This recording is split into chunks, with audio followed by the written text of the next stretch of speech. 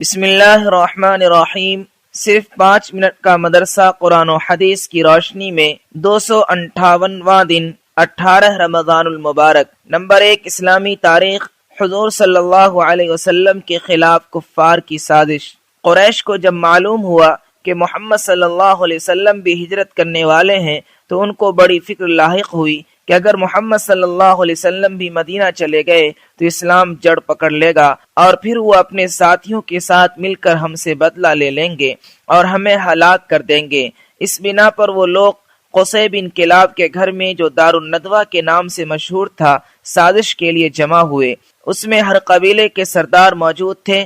سب لوگوں نے آپس میں یہ طے کیا ہر قبیلے کا ایک شخص جمع ہو اور سب مل کر تلواروں سے آپ صلی اللہ علیہ وسلم کا خاتمہ کر دیں۔ اس فیصلے کے بعد انہوں نے رات کے وقت رسول اللہ صلی اللہ علیہ وسلم کا گھر گھیر لیا اور اس انتظار میں رہے کہ جب محمد صلی اللہ علیہ وسلم صبح کو نماز کے لیے نکلیں گے تو تلواروں سے ان کا خاتمہ کر دیں گے، مگر اللہ تعالیٰ نے آپ صلی اللہ علیہ وسلم کو قریش کی اس سازش کی خبر دے دی، لہذا حضور صلی اللہ علیہ وسلم رات کو اپنے بستر پر حضرت علی رضی اللہ عنہ کو لٹا کر سورہ یاسین پڑھتے ہوئے سامنے سے گزر گئے اور کفار کو کچھ بھی خبر نہ ہوئی۔ صبح کو جب ان لوگوں نے حضرت علی رضی اللہ عنہ کو بستر پر دیکھا تو اپنی رات بھر کی کوشش پر بڑے نادم و شرمندہ ہوئے۔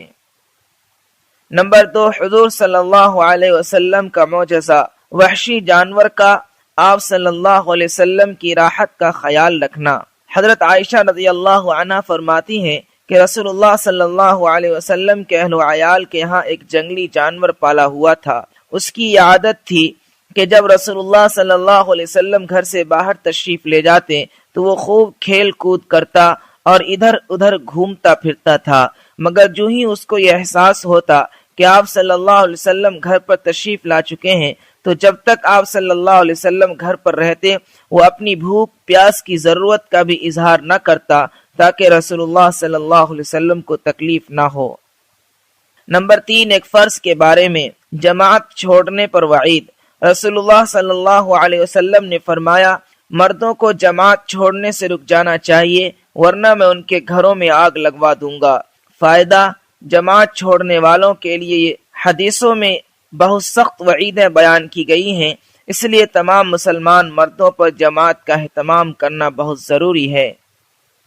نمبر 4، ایک فرض کے بارے میں نیک لوگوں میں شامل ہونے کی دعا۔ گناہوں سے توبہ کرنے اور نیک لوگوں میں شامل ہونے کے لیے یہ دعا کرنی چاہیے، ربنا فاغفر لنا ذنوبنا وکفر عنا سیئاتنا وتوفنا مع الابرار۔ ترجمہ، اے ہمارے رب ہمارے گناہوں کو معاف فرما، ہماری برائیوں کو ختم فرما اور ہم کو نیک لوگوں کے ساتھ موت عطا فرما۔ نمبر 5، ایک اہم عمل کی فضیلت، قرآن کریم یاد کرنا۔